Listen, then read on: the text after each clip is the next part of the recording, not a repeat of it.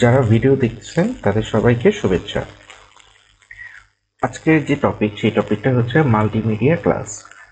যারা সম্মানিত শিক্ষক আছেন তারা মাল্টিমিডিয়া ক্লাস কিভাবে পরিচালনা করবেন সেই বিষয় নিয়ে ছোট্ট একটি ধারণা দেওয়া হচ্ছে। আমি খুব জানি বিষয়টা এরকম না, আমি যতটুকু জানি খুব সামান্য আকারে একটু শেয়ার করতেছি মাল্টিমিডিয়া ক্লাসগুলো কিভাবে পরিচালনা হয় বা করা যেতে পারে।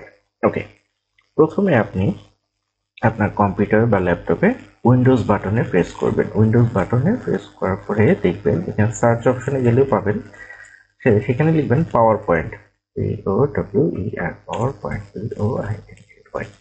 এই পাওয়ার পয়েন্ট টাইপ করার পর দেখবেন এখানে একটি অ্যাপ চলে আসতেছে। এখানেও থাকতে পারে, এখানেও থাকতে পারে। জাস্ট ওপেনে ক্লিক করবেন। ক্লিক করার পর দেখবেন আপনার পাওয়ার পয়েন্ট ওপেন হয়ে গেছে। এখানে আমার একটা র্যান্ডম একটা পাওয়ার পয়েন্ট ছিল, রিসেন্টলি একটা কাজ করেছে, সেই কাজটা হচ্ছে এটা। সো আপনি যদি লেখেন যে ব্ল্যাঙ্ক প্রেজেন্টেশন, আপনার এখানেও থাকতে পারে। এই যে আমি একটু দেখাই স্ক্রিনটা, এখানে নিউ লেখা আছে, এখান থেকেও পেয়ে যাবেন, অথবা ব্ল্যাঙ্ক প্রেজেন্টেশন, ওকে, এটা ক্লিক করবে, পেয়ে যাবেন। ওকে, এটা সো এই হচ্ছে প্রেজেন্টেশনের একটা ফরম্যাট। এখান থেকে আপনি জাস্ট প্রথমে টাইটেল লিখতে পারেন, তারপর যদি কোনো কিছু অ্যাড করতে চান সেটা অ্যাড করতে পারেন। এখানে আপনি কি অ্যাড করতে পারেন, এখানে আপনি ছবি অ্যাড করতে পারেন, যে কোনো টেক্সট লিখতে পারেন। এগুলো হচ্ছে আপনার আইডিয়া, আপনি কিভাবে সাজাবেন সেটা হচ্ছে মূলত বিষয়টা। ওকে,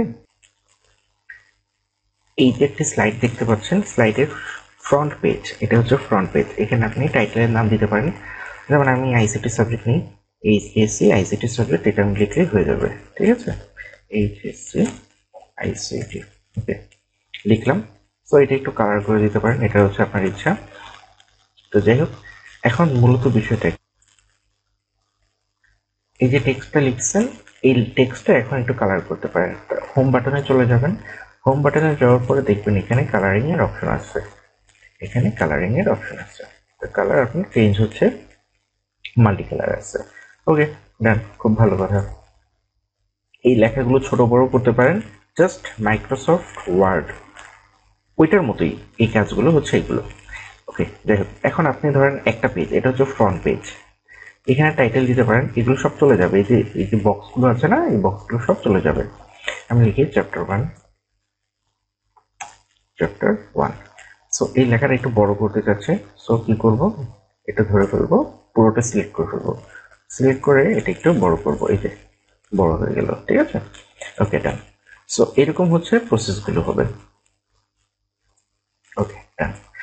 আমি লেখাটা বাইরে ক্লিক করলে দেখবেন সব লেখা চলে যাবে, মানে ওই যে একটু আগে ফ্রেমগুলো ছিল, ফ্রেমগুলো চলে যাবে। আমি একটু বাইরে ক্লিক করছি, ফ্রেমটা চলে যাবে। এখন যদি আবার লিখে আবার চলে আসবে।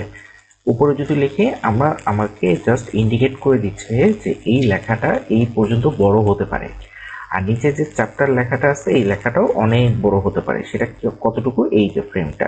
ঠিক আছে, আপনি চাইলে একটু বড় করতে ফেলতে পারেন। তো এই লেখাটা আমি যেহেতু বড় করতে চাচ্ছি না, তা আমি এই পর্যন্ত রাখতে পারতেছি।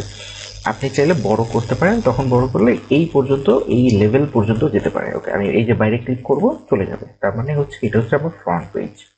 এখন এখানে ক্লিক করব, এখানে আমি রাইট বাটন ক্লিক করব, করলে এখানে দেখবেন লেখা আছে নিউ স্লাইড, আমি আরো স্লাইড পাবো। আমি আবার ক্লিক করব, নিউ স্লাইড তৈরি হয়ে গেল। আমি এখানে ছবি অ্যাড করতে চাইলে অ্যাড করতে পারি, ঠিক আছে, কোনো অসুবিধা নেই। যেমন ধরেন যে এখানে আমি যদি একটা ছবি অ্যাড করতে চাই, এই ছবি আমি আমার ডেস্কটপ থেকে নিয়ে যেতে পারি, যেমন আমার কম্পিউটার থেকে একটা ছবি আনতে পারি। তো যেমন এখানে একটা ছবি আমি যদি জাস্ট টেনে নিয়ে আসলাম, এটা কি করে আনলাম, জাস্ট আমি ডিলিট করে দিতেছি, ডিলিট করে দেওয়ার পরে আবার আমি নিয়ে আসতেছি। জিনিসটা দেখেন, আমি দেখাই। এই যে স্ক্রিনটার মধ্যে দেখতে পাচ্ছেন এখানে আমার একটা ছবি আসছে, এই ছবিটা জাস্ট টেনে এখানে নিয়ে আসবো। ওকে, আমি আবার দেখাচ্ছি।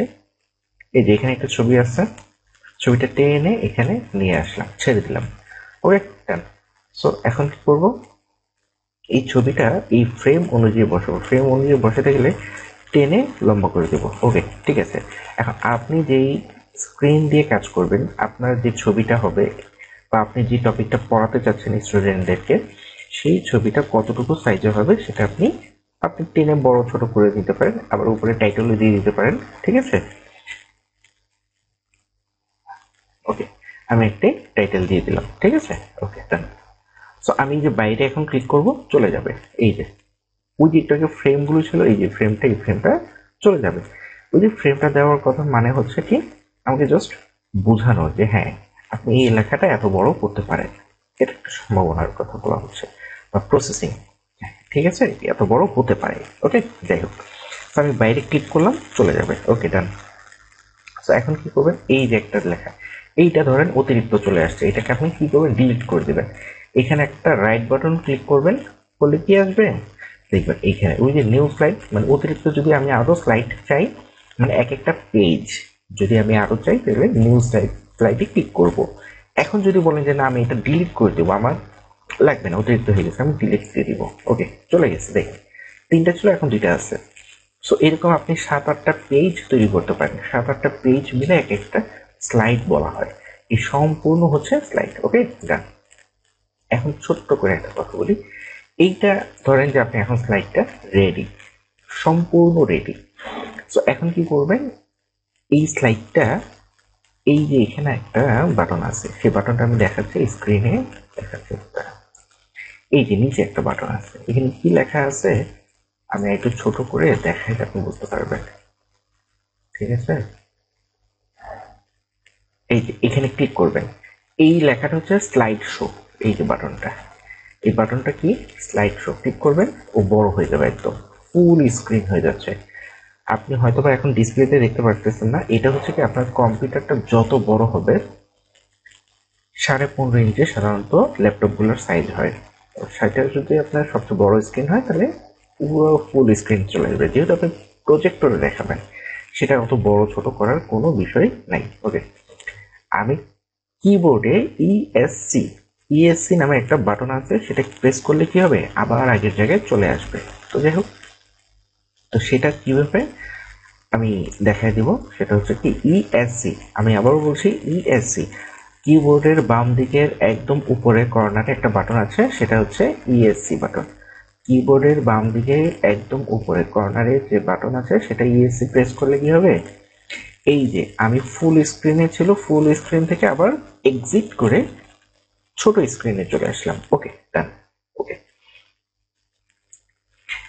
এইটা গেল হচ্ছে একটা নর্মাল সাদামাটা একটা স্লাইড তৈরি হয়ে গেল। এখন আপনি যদি চান যে একটু কালারিং ডিজাইন চেঞ্জ করতে চান, আপনি ডিজাইনে চলে যাবেন, তারপর এখানে ক্লিক করবেন, দেখবেন কি সুন্দর একটা ডিজাইন হয়ে গেল। এখানে আরো র্যান্ডম অনেক ডিজাইন আছে, এই ডিজাইনগুলো দিয়ে, যেমন এটা প্রথম পেজটা এটা আসছে। সো এখন আপনি লেখাটা একটু এদিক সেদিক আনবেন, লেখাটা এদিক সেদিক আনার জন্য কি করবেন, এই এইচএসসি আইসিটি এটা এক পাশে আনবেন, চ্যাপ্টার 1 এটা আরেক পাশে আনবেন, তাহলে হয়ে যাবে। যেমন আপনি নিচে আনসি উপরে লিখতে পারেন, আপনার যেখানে সুবিধা সেটা ইউজ করতে পারেন। ওকে, তো এরকম স্লাইড বা আপনি যদি ব্যাকগ্রাউন্ড চেঞ্জ করতে চান, এখানে অটোমেটিক বাই ডিফল্ট দেওয়া থাকবে, এরকম অনেকগুলো দেওয়া থাকবে। আপনার যেটা যখন পছন্দ মন চাবে, আপনার যে সাবজেক্ট বা টপিক, ওই টপিকের সাথে রিলেভেন্ট ব্যাকগ্রাউন্ডের একটা স্লাইড নিয়ে নেবেন। এটা হচ্ছে আপনার পছন্দ বা রুচি। ওকে, আপনি যেটাকে পছন্দ মনে করেন। সো এই হচ্ছে ফাইল, হোম, ইনসার্ট, ডিজাইন। তো আপনি মূলত হচ্ছে এই হোম এই জায়গায় কাজ করবেন, আর ডিজাইনের জায়গায় ডিজাইনটা একটু চেঞ্জ করবেন, ঠিক আছে। আর এই ইনসার্টের মধ্যে ধরেন কোন একটা টেবিল নেওয়ার প্রয়োজন হতে পারে, আপনি টেবিলগুলোর কাজ করতে পারেন। এই যে টেবিল, আপনি যতগুলো টেবিলের কাজ করবেন নিয়ে নেবেন। ওকে, এছাড়া আপনি বিভিন্ন শেপ নিয়ে কাজ করতে পারেন, এই যে বিভিন্ন ধরনের শেপ নিয়ে কাজ করতে পারেন। ধরেন একটা শেপ, এই যে প্লাস নিয়ে একটা শেপ। তো যারা ম্যাথমেটিক্স পড়াচ্ছেন তারা এই শেপ নিয়ে কিছু ডকুমেন্ট তৈরি করতে পারেন, বা অ্যানিমেশন গুলো এখান থেকে হতে পারে। ওকে, যাই হোক, সো এটা হচ্ছে একটা স্লাইড, এটা হচ্ছে একটা পদ্ধতি। সেকেন্ডে আরেকটা পদ্ধতি হচ্ছে কি, আপনি কোনো পিডিএফ ফাইল আপনার কাছে আছে, সেইটা আপনি সরাসরি স্টুডেন্টদেরকে পড়াতে পারেন। তখন এই স্লাইড তৈরি করার কোনো ঝামেলা নাই, তখন আপনার পিডিএফ তৈরি করার ঝামেলা। পিডিএফটা জিনিসটা কি, যেটা বলছিলাম যে একটা হচ্ছে কি স্লাইড তৈরি করা, আরেকটা হচ্ছে আপনি পিডিএফ ফাইল থেকে বাচ্চাদেরকে বা স্টুডেন্টদেরকে সরাসরি পড়াবেন। তো যদি পিডিএফ থেকে হয় তখন পিডিএফটা তৈরি করতে হবে। সো আমি একটা পিডিএফ তৈরি করা আছে, সেই পিডিএফটা জাস্ট আপনি ফাইলটা ওপেন করবেন। এখানে আপনার ওয়ার্ড ফাইলও হতে পারে, পিডিএফও হতে পারে, এটা হচ্ছে আপনার পছন্দ। ওকে, সো জাস্ট পিডিএফটা আপনি ওপেন করবেন। পিডিএফটা ওপেন করলেই এই যে জাস্ট ইন্টারফেসটা দেখতে পাচ্ছেন, জাস্ট স্ক্রল করবেন আর বাচ্চাদেরকে একটার পর একটা লাইন বা টপিক ধরে ধরে বুঝাবেন। তাইলেই জিনিসটা একদম ইজি ব্যাপারটা। এই হচ্ছে মাল্টিমিডিয়া ক্লাসগুলো সম্পূর্ণ হয়ে যাবে।